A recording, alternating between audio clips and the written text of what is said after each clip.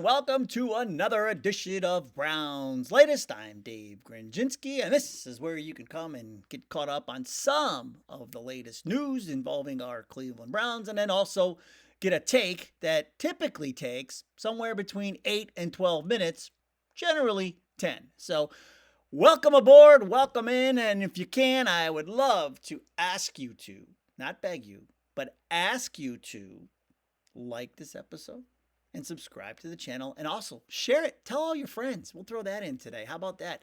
Let everybody know that we are here and we are in and out in about 10 minutes. And please also keep commenting on the shows and the takes that we have. Hey, today's show, we're going to talk about Elijah Moore and why, I'm sad to see him go because of a personal story. I'll tell you that.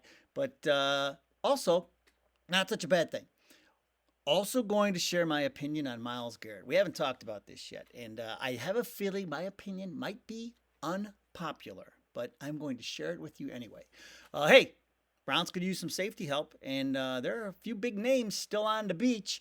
And how about this? The viewer comments coming up. We've got one. One viewer says, we have already found our quarterback of the future, so stop looking. Okay, we'll find out what he means. First, though, Elijah Moore. So Elijah Moore is going to shuffle off to Buffalo, a one-year show-me deal, $5 million. The Browns said they'd give him 3.4. He wasn't interested in that, but as soon as he started talking to Buffalo, they made him an unrestricted free agent, which means he's off to Buffalo, and we will get a compensatory draft pick. So not the worst thing in the world. But here's the thing. He told Cleveland.com that he was frustrated with his lack of targets last season. He believes he still has Pro Bowl ability. I think he's a good receiver, but here's what's confused me. His lack of targets. Here's the thing. He's coming off a season where he posted the third most receptions on the team at 61, and he had the second most receiving yards, 538, to go along with, he had one touchdown. But this is with the most awful quarterback play we've ever seen, maybe in the history of the team. And he puts up those kind of numbers. So I wish he would have maybe looked glass half full, but of course, you can't argue with the talent Josh Allen has. And so he's going to go there. And all of a sudden, Buffalo is now becoming what to the east, what Indianapolis is to the west. They just take all of our cast-offs, apparently. And so he'll head off to Buffalo. And when we beat them in the AFC Championship game this year, then he'll probably say, boy, I should have stayed with the Browns. But overall, he ended up hauling 120 passes and almost 1,200 yards and 3 scores as a Brown. But I got to tell you, I met him one time. It was right after the Browns signed him, and I got to talk to him, and his mom was with him. And I'll tell you, he was just so nice, super nice guy, very down to earth. And that's part of the reason, personally, I've been rooting for him just because just how nice of a guy he is. At least he was to me. I thought he was great. And we spent about 10 or 15 minutes talking football and other things. And so he was happy to be in Cleveland. But, money talks. And so we wish Elijah Moore well. But when he plays us, especially in that AFC Championship game, we're going to have to root against him. All right, now, you guys might be rooting against me after you hear my take on Myles Garrett. We know what went down. He asked to be traded, and then he's running around all over the place telling everybody he wants to be traded, wants to leave us, and all that. I'll tell you what, that situation reminded me of LeBron a little bit.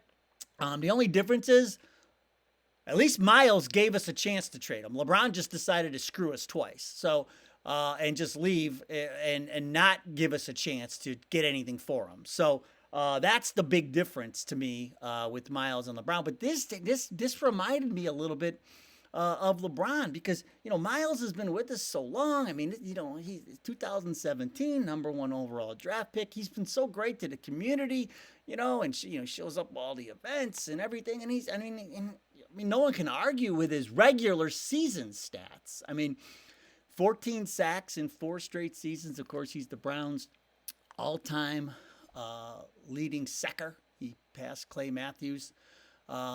He's done so much. And when it all went down, to me, I was just so disappointed. It's like it was kind of like when you get disappointed in your kids. It's like, man, I love you, man, but this is very disappointing to hear. And I'll tell you what, folks, I said trade him.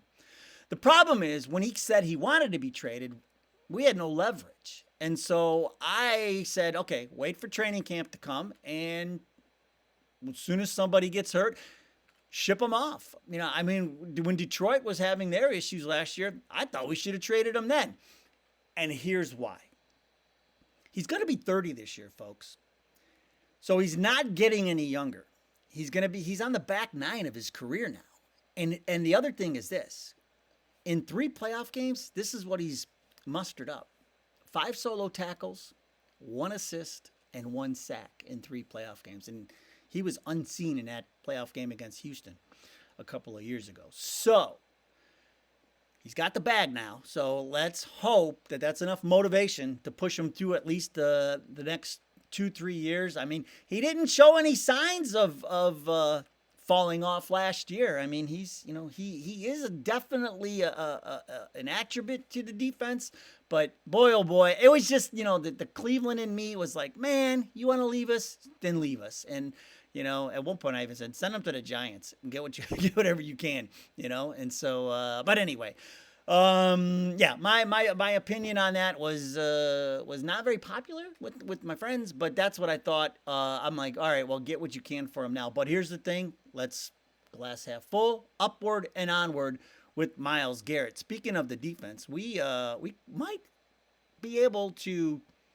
We probably need some depth on this with our safety situation, because with the way the roster sits now, Rodney McLeod retired, right?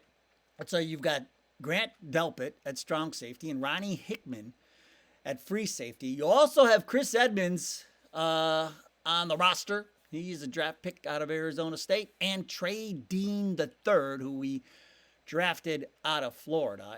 But there are some names out there still on the beach that we could consider, like Julian Blackmon. The thing I like about him, he can play both free safety and strong safety. I love those guys that can play multiple positions, because then somebody goes down and you can just stick them anywhere. And they're saying the market appears to be drying up on him. He has been linked to the Panthers as well, so we'll see what happens with Julian Blackmon. Justin Simmons is another name. He was with Denver for the last 8 years, and then he joined Atlanta last year. Played 98% of the team's defensive snaps. So the thing with him is he turns 32 this year. So he's a little older, and but he could bring some leadership, and some of the things that Rodney McLeod brought to the team, he might be able to bring some of that. I just hope he can cover people too. But he mentioned that he would love to go to the Eagles. He's at the back, he's on the end of his career. He wants to go to a for sure contender. So of course he's going to say, I want to go to the Eagles. So, and then there's Jordan Whitehead. Interesting situation. He's the youngest of the free agent safety options I think the Browns should consider. And here's the thing though. He was hurt in a car accident in January, and the Buccaneers then let him. He was with Tampa Bay, and the Buccaneers let him go in February. So obviously they didn't see a future for him. I don't know if it was related to the car accident and that, but he's in his 20s, and he's been in the league at least. He's got some experience, and so that could be somebody who could bring in this Jim Schwartz defense, and it'll be almost like picking up an extra draft pick in some respects. So the Browns could use a little depth at safety, and those are the options. Now let's get to the viewer comments. Boy, oh boy, did we have some doozies. And we'll start with M. Melita, 6797, who says, first it was Amari, now it's Elijah. Buffalo likes our wide receiver castoffs. Yes, 100% agree. Then there's an artist rendition, 4386, who said, I think the thing the Browns fans don't realize is the organization does not want to pay any money to wide receivers. Well, my response to that was, well, when you don't have a quarterback that can get the ball to the wide receivers, there are going to be no wide receivers that want to come here anyway. And so there's, to me, it goes hand in hand. And so once we get the quarterback situation established, then I think the wide receiver, you'll probably see some big name wide receivers that want to come here. But you're right. You're right. Maybe the Browns don't want to spend money on wide receivers right now because of what their quarterback situation is. Scott Cleve, 33, says, we don't want Cooper back, meaning Amari Cooper. He quit on us once already. There's a reason he's still a free agent. His attitude sucks. And, that could be part of it. I thought the same thing when he was here in training camp. He had signed a contract, and he still had time left on that contract. And, and he sees these guys getting paid, and now all of a sudden he wants to get paid and doesn't want to play. So I said right away, get rid of him, Hopefully he's learned some things over the last couple of years. Maybe he's matured, and maybe he's, his ego took a hit, and if he wants to come back, he'll come back. But we'll see. But no, his attitude was not always the best when he was with us the first time around. And then here we go, folks. Alien Overlord Snow, 1786, says, stop looking. We drafted our franchise quarterback already. He says his name is Dylan Gabriel. He says everybody is going to be blown away about how good this dude is. He is going to humble Shador, who is very talented, but has many shortcomings. All right, Alien Snow, Lord Snow, 1786. Appreciate the take, and we hope you're right. I don't care who it is. We just need somebody to take over this position and take us to a Super Bowl. All right, that's going to do it for today's show. Thanks for joining us today. Go Browns. We'll see you next time.